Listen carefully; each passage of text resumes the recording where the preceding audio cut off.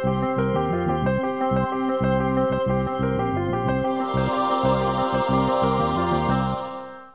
күн, құрметті көрермендер. Қазақстан Республикасы Президент жанындағы ұлттық ғылым академиясының Казсайенс подкастын бастаймыз. Сіздермен бірге Қанат Ерғожаұлы. Бүгінгі біздің қонағымыз жас ғалым, саясаттану ғылымдарының PhD Төлен Жеңісбек Мұратбекұлы ағамыз келіп отыр. Өзіңізді таныстыра кетсеңіз. Қайырлы күн, құрметті көрермен қауым. Өзімді таныстырып өтетін болсам, айтып өткендей, Төлен Жеңісбек Мұратбекұлы, саясаттану саласы бойынша PhD докторы.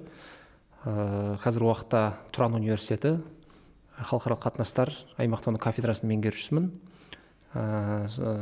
Яғни соңғы 4-5 жылдан бері сол университетте жұмыс жасап келе жатырмын. Ғылымға қалай келдіңіз аға? Ғылымға келу өте қызықты жағдай болды, әрине. Неге өйткені бала кезімізден жалпы ғылымға, ғылыми зерттеуге өте қызығатынбыз. Бірақ университет, Әл-Фараби атындағы Қазақ ұлттық университетіне 2004 жылы оқуға түскеннен кейін мәдениеттану мамандығын оқыдым. Оқып жүрген кезде менде мемлекеттік қызметке, елге қызмет ету деген сияқты үлкен бір мақсат, армандар болды. Ол бір жағынан максимализм, екінші жағынан өте патриоттық ненің жоғарылығыма, жас кезде сондай бір өте эмоцияға, максимализм қатты берілетінбіз. Елге қызмет ету, мемлекеттік қызметте жұмыс жасау деген. Соны 4 жылды бітірдік 2008-де. Содан 2008 жылы оқуды бітірмес Алматы қаласы әкімдігіне жұмысқа, ішкі саясат бөліміне жұмысқа тұрдық, Алмалы ауданына. Сол жерде 1 жыл жұмыс жасау барысында мемлекеттік қызметтің өте қиын екендігін, жеке өмірдің жоқ екендігін, менің тікелей принциптермен сәйкес келмейтіндігін көзім жетті. Содан әрі қарай магистратураға түсіп, әрі қарап ғылымға бет бұра бастадық. Магистратураны аяқтап, одан әрі қарап магистратураны өте сәтті, жақсы аяқтап, докторантураға саясаттану бағыты бойынша түстім. Сол мемлекеттік қызметте, әкімшілікте 1 жыл жұмыс жасау барысында мен өзімнің бала кезімдегі ойым, арманым рас екендігі көзім жетті. Ғылымға бару керек. Бір ғылыми іздену, оқу, тоқу менің салам екендігіне өзім көзім тағы бір жетті. Содан кейін мен ғылымға келдім. Содан бастап саясаттану саласы бойынша 2013 жылы PhD докторын қорғадық. Содан бастап ғылым саласында қызмет етіп келеміз. Әл-Фараби атындағы университетте саясаттану кафедрасында жұмыс жасадым. Одан әрі қарай Жүргенов атындағы өнер академиясында 4 жылдай қызмет атқардық.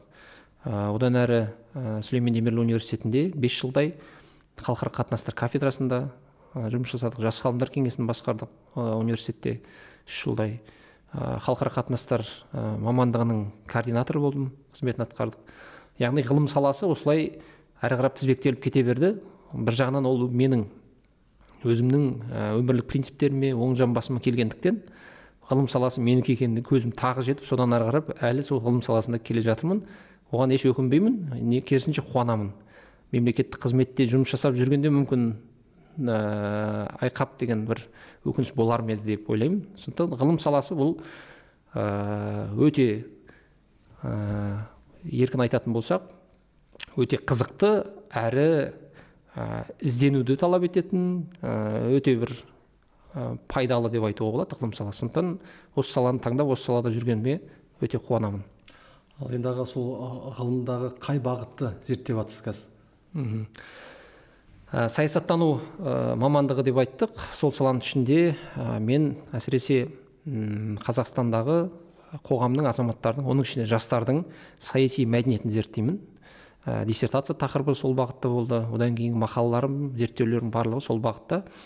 Қазақстандағы жастардың саяси мәдениеті жалпы қаншалықты жоғары. Осыған байланысты 2013 жылы Қазақстан бойынша әлеуметтік опрос жасалып зерттеу жүргіздім. 1000 жасқа зерттеу жүргіздік, 6 аймаққа бөліп. Сол кезде сол зерттеулер нәтижесі көрсетті. 2013 жылы Қазақстанда шындығында жастардың саяси мәдениетінің көрсеткіші төмен екендігі.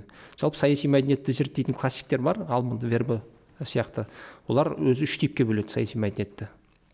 Енді көпшілік көрерменге түсінікті болу үшін саяси мәдениет не дейтін болсақ, бұл саяси мәдениет деген мемлекет үшін өте маңызды нәрсе. Неге? Өйткені саяси мәдениетті Алманд Вербі зерттегенде 3 критерийге бөліп көрсетеді негізі. Азаматтардың саяси білімі, сауаттылығы, екіншісі саяси құндылықтары, ұстанымы, көзқарасы, үшіншісі саясатқа қатысу.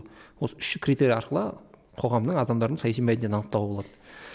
Осы үш критерий бойынша анықтаған кезде шындығында Қазақстандағы жастардың саяси мәдениет көрсеткіші төмен көрсетті, яғни 50%-дан төмен. Әсіресе енді Алматы қаласында көрсеткіш жоғарырақ болды. Басқа облыс, Шығыс Қазақстан, Батыс Қазақстан, Солтүстік Қазақстан аймақтарында төмен көрсеткіш көрсетті. Оңтүстік Қазақстан яғни 48%-дан төңірегінде.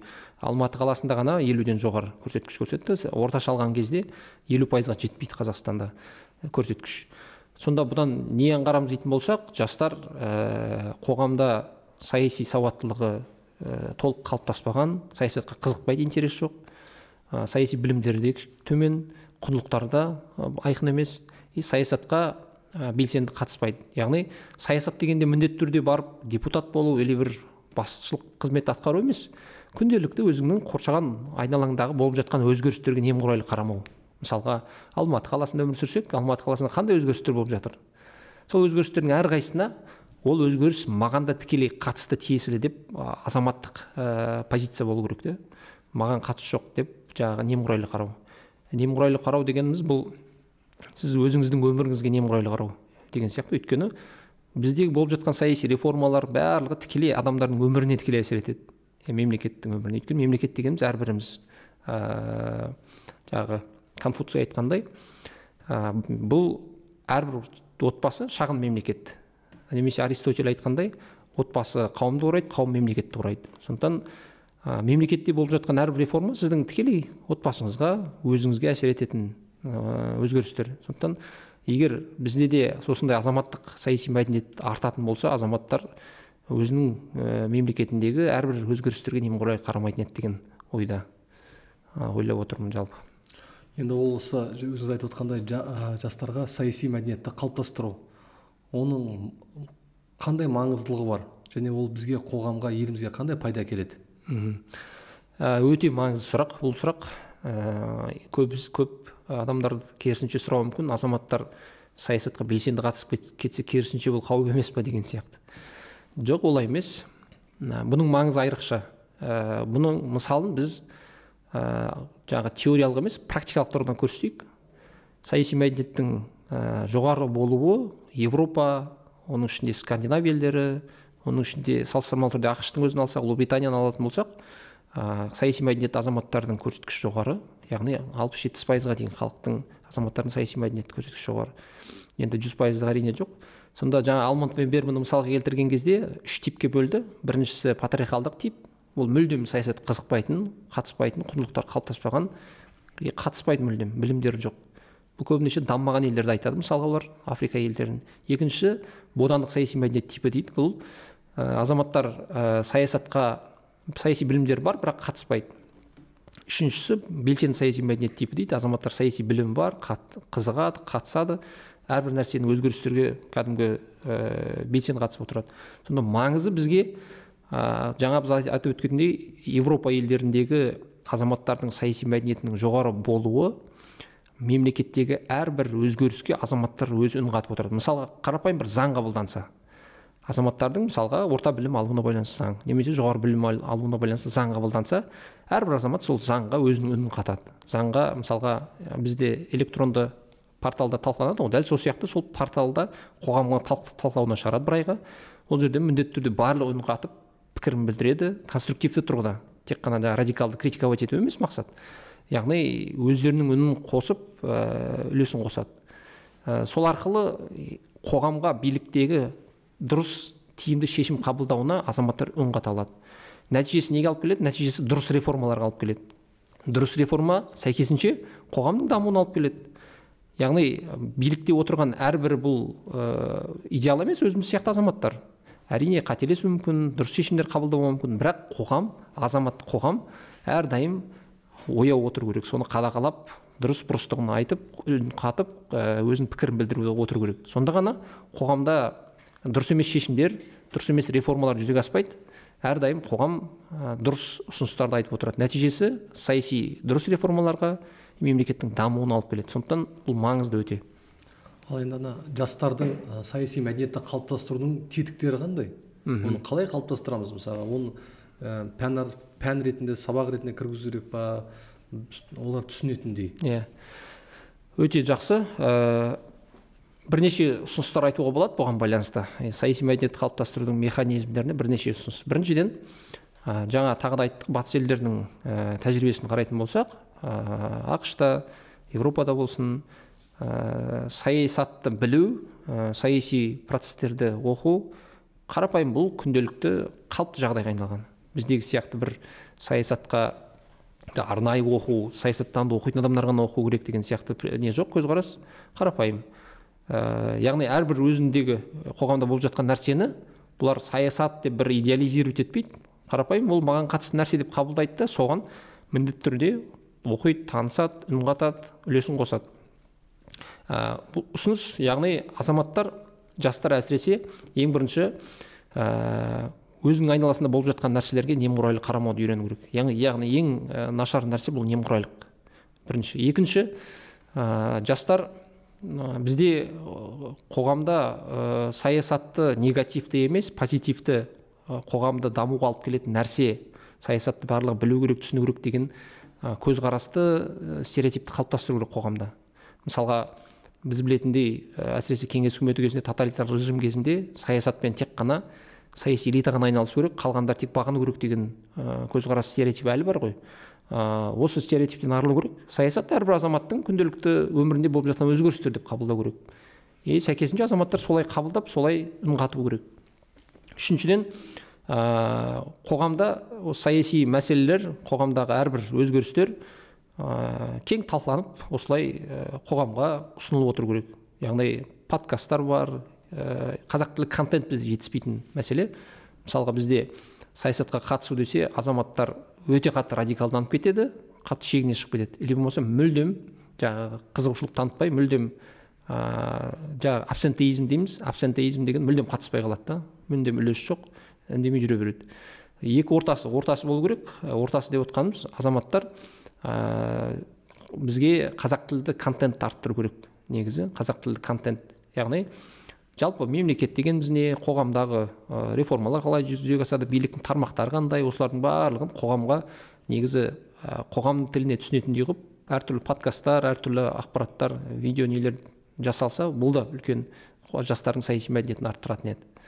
Тағы да ұсыныстар көп, яғни бұның барлығын, ұсыныстардың барлығын жүйелі түрде, шынымен, мысалға телеканалдарда шындығында азаматтардың интеллектуалдық саяси белсенділігін қалыптастыратын ток-шоу бағдарламалар жүзеге асырса, ол да өте маңызды. Өйткені ауыл аймақтағы жастар көріп, бір жағынан білімін, екінші жағынан саясатқа деген түсінігін қалыптастырады. Яғни сондықтан бізде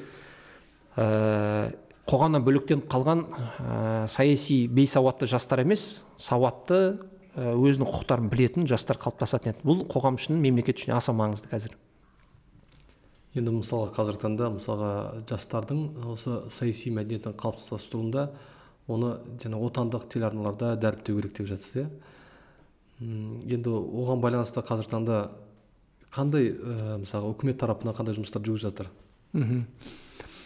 Қазіргі уақытта осы соңғы бір жылдың ішінде ғылым және жоғары білім министрлігі тарапынан шындығында жас ғалымдарға, жастарға көбірек көңіл бөлу қолға алынып жатыр қазір. Жас ғалымдарға мысалға отбасы несімен үй алу, әлеуметтік мәселе көтеріліп жатыр, одан қалса ғылыми жобалар арттырылып жатыр жас ғалымдарға арналған дегендей.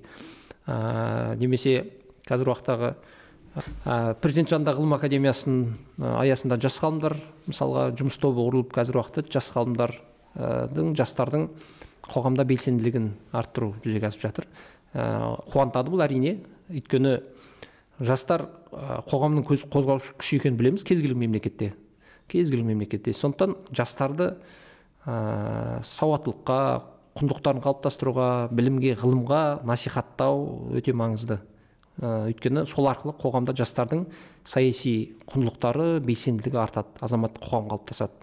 Азаматтық қоғам дегеніміз ол сырттан біреу қалыптастырмайды, яғни азаматтар өздерінің саяси құқықтарын, құндылықтарын қалыптастыру арқылы, білу арқылы азаматтардың өзін-өзі қалыптастыратын, өзін-өзі басқарылатын азаматтық қоғам қалыптасады. Сондықтан бұл шынында аса маңызды.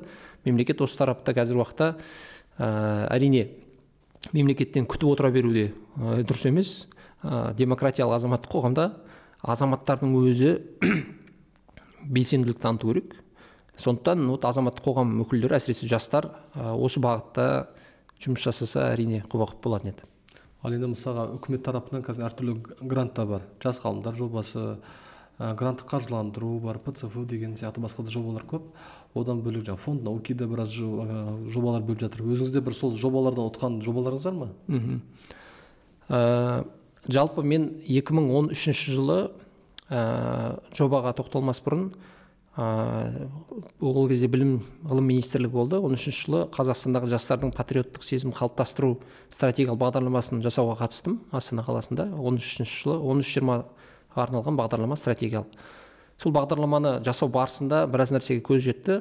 Шындығында Қазақстанда біз жастардың патриоттығын қалыптастыру тек қана біз ұран сөз жүзінде емес, іс жүзінде жүзеге асыруды қолға алу керек. Ол неден тұрады дейтін болсақ, ол тікелей осы қазақ тілді контентті, қазақ тілді құндылықтарды, ғылымды, білімді осы қазақ тілінде, мемлекеттік тілде насихаттау, оны жүзеге асыру аса маңызды.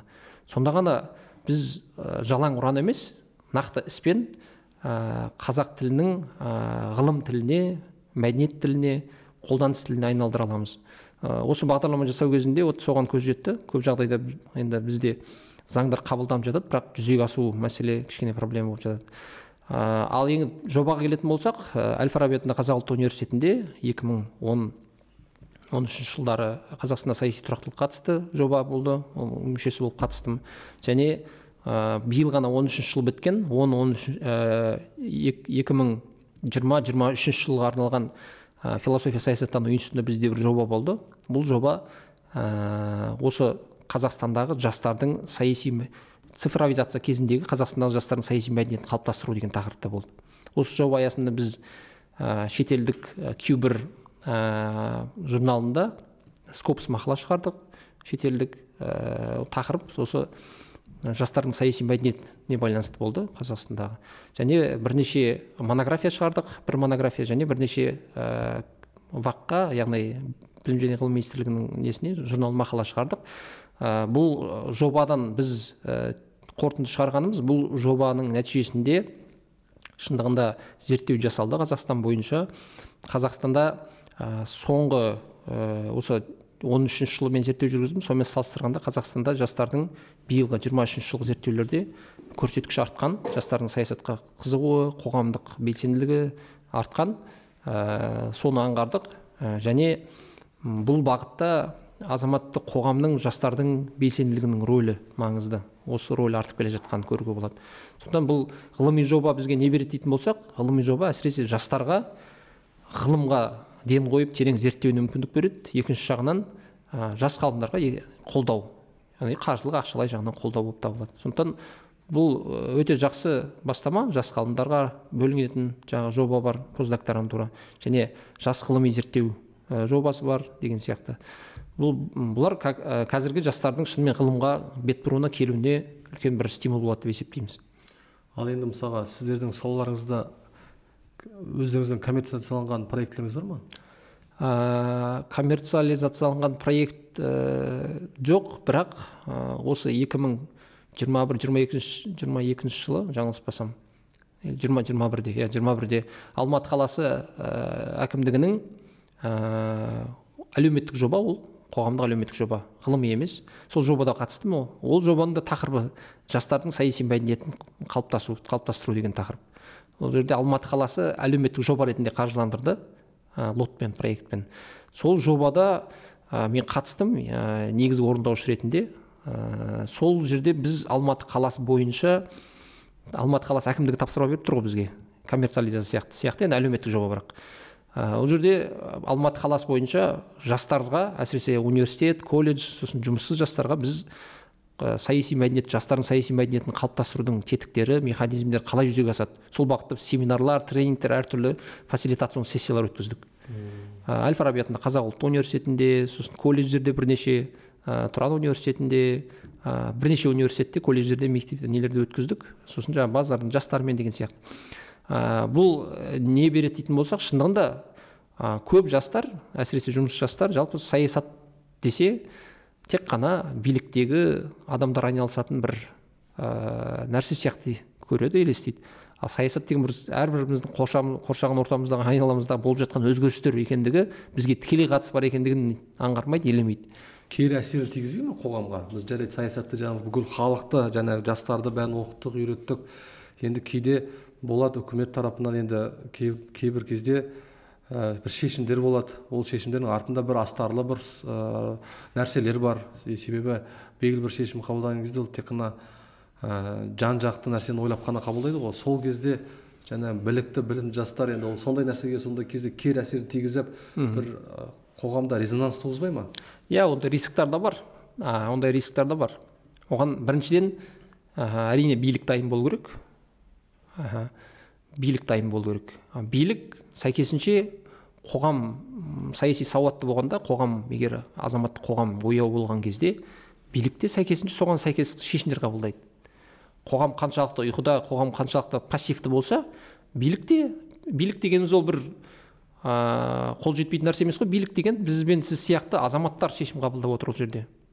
Яғни ол бір идеал емес, ол бір күмәнсіз, кінәсіз адам емес. Біз сияқты күнәмен кінәға бататын, кейбір шешімдер дұрыс қабылдамайтын азаматтар. Билік үшін бұл қауіп те, риск те болуы мүмкін. Бірақ екінші жағынан оның екінші жағы бар. Билік әрбір шешімді 7 рет өлшеп 1 рет кеседі. Биліктің кез келген, мысалға министр болсын, премьер-министр болсын, депутаттар, өйткені қоғам әрдайым бақылап отқанын біледі. Әрдайым шешім қабылдар кезде міндетті түрде қоғаммен, қоғам талқысына шығарып қабылдайтын болады. Сонда шешімдер әділ әрі қоғамның игілігіне жарайтын шешімдер қабылданады. Ол өте маңызды. Өйткені мысалға Норвегия, Финляндияны алатын болсақ, кез келген мемлекетке маңызы бар шешім қоғамның талқысына түседі біріншіден.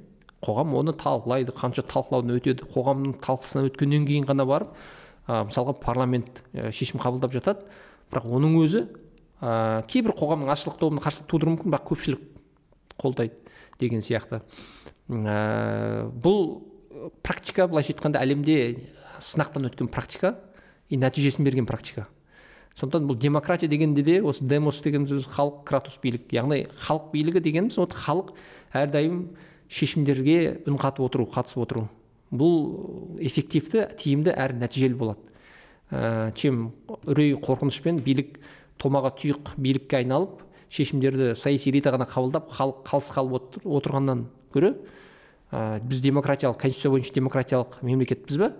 Сәйкесінше демократиялық құндылықтарды ашық, еркін, прозрачно ұстануымыз керек деп есептеймін. Яғни демократия ойындарын біз ашық ойнауымыз керек. Жаңағыдай демократия деп бүркеніп, жабық тырнақшаның ішінде демократияны ойнамау. Сондықтан бұл қазіргі жастардың құндылықтары осы. Өйткені 21 ғасыр, қазір жастар да ашық, еркін, прозрачно. Сондықтан жастар қазір билікке көп келіп жатыр. Жастар осындай құндылықтармен қазір қалыптасты. Сондықтан біз қаласақ та, қаламасақ та, бұл процесс уже басталып кеткен, ары қарай бола береді. Сондықтан билік осы вызовқа дайын болу керек. Сәйкесінше шешімдерді қабылдағанда ашық, еркін форматта талқылап, әрдайым шешімдер қоғам игілігіне сәйкес қабылдану керек деп есептейміз. Мысалға әлеуметтік желіде осы саясатты, халықты басқа ойға кеңейту үшін кейбір кезінде болған жақсы үлкен ірі тұлғалар халықтың ойын бәрін бұрыс жаққа бұрып жатады.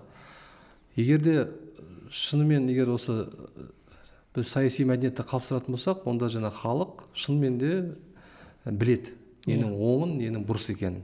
Соны айтайын деп отқанмын мен. Сол жағынан бір не болады. Бірақ енді әлеуметтік желі қатты дамыған сайын біз жастарға әртүрлі, қалай айтсам болады, әртүрлі идеологияны енгіземіз, әртүрлі көзқарасты енгіземіз, саясат жайында, үкімет жайында, барлық жағынан.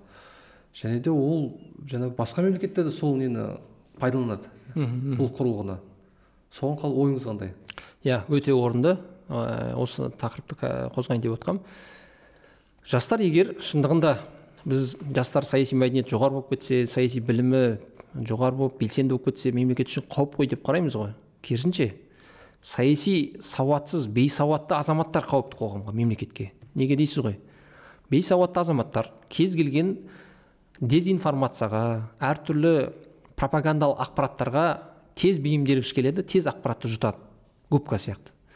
Ал егер саяси білімі қалыптасқан, құндылықтары айқын, көзқарастары нық азамат, онда кез келген дезинформацияға жұтылмайды. Дезинформацияны алады да міндетті түрде бірнеше ақпарат көздерін салыстырып отырып, зерттеп, көзін жеткізіп, дұрыс не бұрыс екендігін аңғарады, анықтайды, сараптайды. Сондықтан керісінше кез келген мемлекетте жаңағыдай әртүрлі ақпараттарға алданып кететін, сол ақпараттың жетегінде кететін тобырдың рөлін атқаратын бұл бейсауатты азаматтар, сауатсыз азаматтар керісінше. Сондықтан билік түсіну керек, керісінше сауатты азаматтар мемлекеттің дамуы үшін үлес қосады. Сауатсыз адамдар керісінше кез келген жағдайда қаңтар оқиғасы сияқты үлкен бір жағдай қауіптерге немесе үлкен бір қиын жағдайларға алып келуі мүмкін. Мысалға азаматтар кімнің артынан не үшін бара жатқанын сезінбеуі мүмкін, білмеуі мүмкін, айдақпен кетіп қалуы мүмкін. Сондықтан керісінше жастар саяси білімі жоғары, сауатты, анализ жасай алатын, құндылықтар айқын қалыптасқан болса, онда олар біледі, не мақсатта, қандай өзгеріс болу керек, конструктивті өзгерістер қалай болу керек, критиканы қалай жасау керек деген сияқты. Критика ол жалаң критика ештеңе шешпейді. Барлық конструктивті тұрғыда ұсыныстармен жаңағыдай келісім, талқылау арқылы ақиқат анықталады. Сондықтан жаңағыдай шетелдің болсын кез келген пропагандаға жұтылмау үшін қоғам сауатты болу керек. Яғни сауаттылық дегеніміз бұл медицина тілімен айтатын болсақ, біздегі антидене ғой, антитело. Бізде антитело мықты болған сайын ауру жұқтырмаймыз ғой. Ал қай уақытта ауру жұқтырамыз? Бізде иммунитет жоқ кезде. Иммунитет деген бұл білім. Білім, саяси білім жоғары болған сайын сіздегі иммунитетіңіз жоғары деген көрсеткіш. Яғни сіз өз көзқарасыңызды қорғай аласыз, ұстай аласыз, сақтай аласыз. Сондықтан саяси білім маңызды екенін осы жерден анық көруге болады тағы да.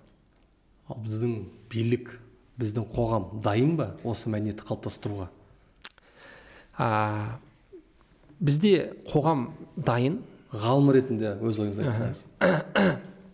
Қоғам дайын. Билік қаласа да қаламаса да бұл процесс жүріп жатқан процесс. Сондықтан бұл процесс жүре береді. Өйткені қоғам, жастар білімге, ғылымға, саясатқа бет бұрған сайын қоғам сауаттанып жатыр. Барлық әлеуметтік желі арқылы барлық ақпарат көздері еркін, прозрачный, ашық.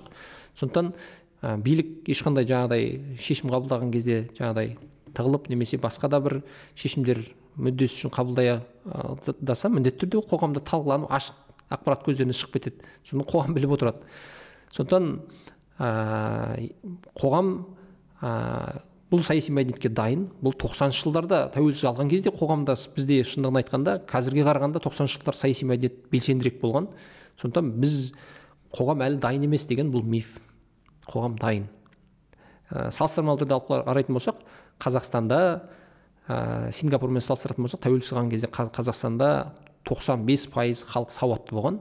Сингапур 60-шы жылдар, 63-ші жылда тәуелсіздік алған кезде халықтың мысалға 60%-ға жуығы сауатсыз болған. Бірақ Сингапур қазір қандай мемлекетке айналды? Қысқа 30-40 жылдың ішінде әлемнің дамыған 25-тігіне кірді. Қазақстанда халықтың потенциалы өте жоғары, сауатты. Бірақ қоғамда саясат, қоғамның құндылықтары, мәдениеті деген нәрсе егер дұрыс бағытталса, қоғам дайын. Әсіресе жастар дайын оған. Енді мысалға қазір таңда енді өзіңіз байқадыңыз ғой, қазір таңда біздің елімізде ғылымға деген көзқарас өзгерді. Президентіміз Қасым-Жомарт Кемелұлы Тоқаев ұлттық ғылым академиясына жаңа статус берді, президент жанында. Одан бөлек жаңағы әлеуметтік мәселелер де шешіліп жатыр. Осы ғылыми мәдениетті қалыптастырудың сіздің көзқарасыңыз қалай? Ғылымға деген бетбұрысты, ғылымға деген жастардың түсінігін дейсіз ғой. Жалпы ғылым дегеніміз бұл қоғамдағы әрбір өзгерістің бастауы деп айтуға болады. Кез келген қоғамдағы өзгерістің басында ғылым тұрады. Ғылыми жаңалық ашылғаннан соң қоғам осындай қазіргі өркениеттік дамыған деңгейіне жетті. Ғылыми жаңалық ашылмағанда мысалға әлі де біз орта ғасырдағы сияқты өте қарабайыр өмір сүріп жататын едік. Мысалға жаяу жүріп дегендей. Ғылыми жетістіктер бұның барлығы. Әрбір біздің қолданып жатқан, тұтынып жатқан мына заттарымыздың барлық ғылымның жетістіктері. Сондықтан ғылым бұл қоғамның қозғаушы күші екенін әрбір азамат түсіну керек.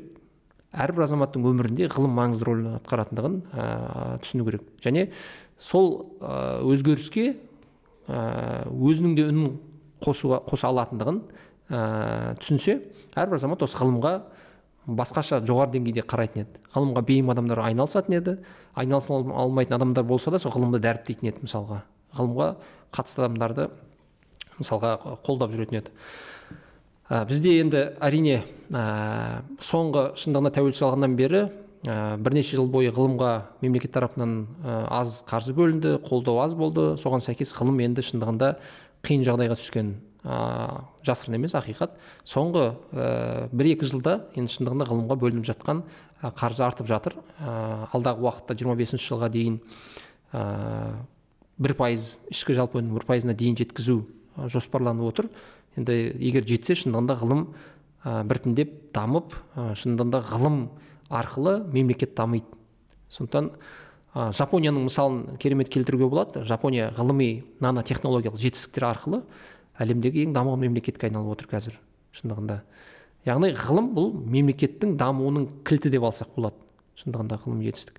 Осы орайда бір керемет шығыс тәмсілін айтқым келіп отыр ғылым туралы. Бір данышпаннан, данадан сұраған екен, енді оны пайғамбар деп айтады. Пайғамбардан сұраған екен дейді бүкіл сахабалары немесе адамдар. Жалпы осы дүниенің қамын ойлау үшін не істеу керек деп. Сонда айтқан екен, бұл дүниенің қамын ойлау үшін саудамен айналыс деп. Яғни сауда деп отқанымыз қазіргі тілмен алсақ бизнес. Бизнеспен айналыссаң, осы дүниенің бүкіл жағдайын жасайсың. Миллионер боласың, бай боласың, жағдайың керемет болады. Жақсы депті. Онда ана дүниенің қамын ойлау үшін не істеу керек деп сұрапты. Ана дүниенің қамын ойлау үшін Құдайыңа құлшылық жаса, құлшылығыңды үзбе.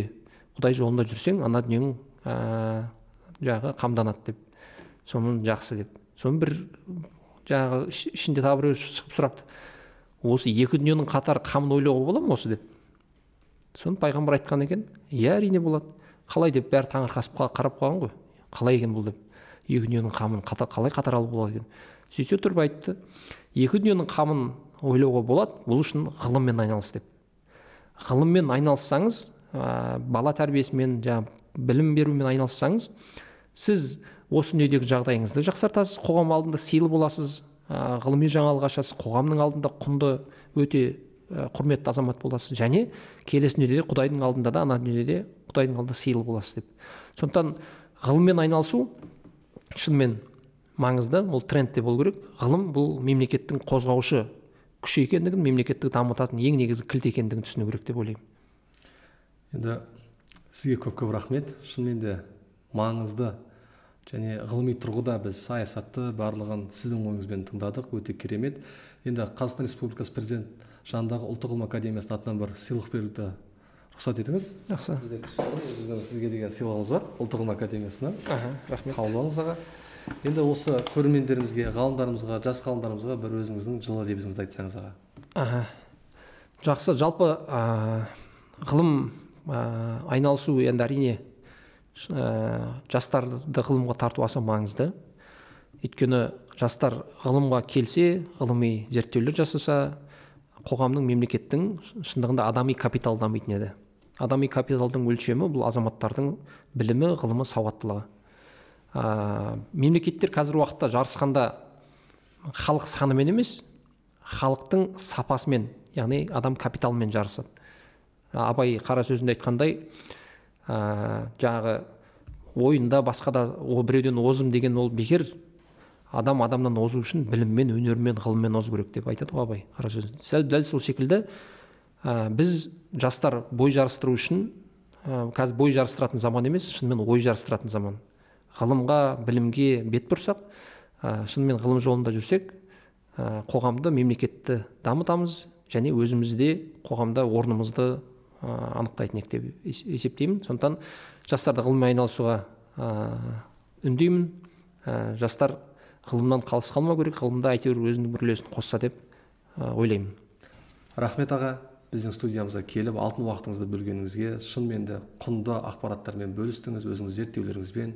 Құрметті көрермендер, ғылым мәдениеті мен саяси мәдениетті бірге қалыптастырайық. Осы подкастымызда қандай сұрақтар қарастырылмай қалды және болашақта қай ғалымдарды, қандай ғылыми зерттеудегі бағытындағы сұрақтарды қарастырғыңыз келеді, соны комментарийға жазып кетіңіздер, лайк басыңыздар, бөлісіңіздер. Келесі кездескенше сау саламатта болыңыздар. Рахмет.